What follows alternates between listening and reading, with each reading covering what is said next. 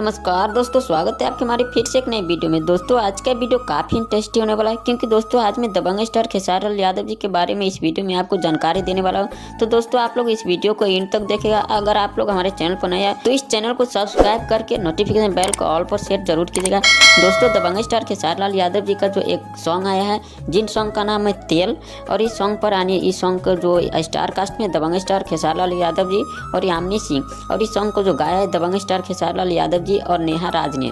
और ये वाला सॉन्ग काफ़ी हिट हो रहा है। और इसी सॉन्ग पर दबंग स्टार खेसारी लाल यादव जी और यामिनी सिंह ने गजब का रील्स वीडियो बना दिया है, जो सोशल मीडिया पर काफ़ी वायरल हो रहा है ये वाला रील्स वीडियो।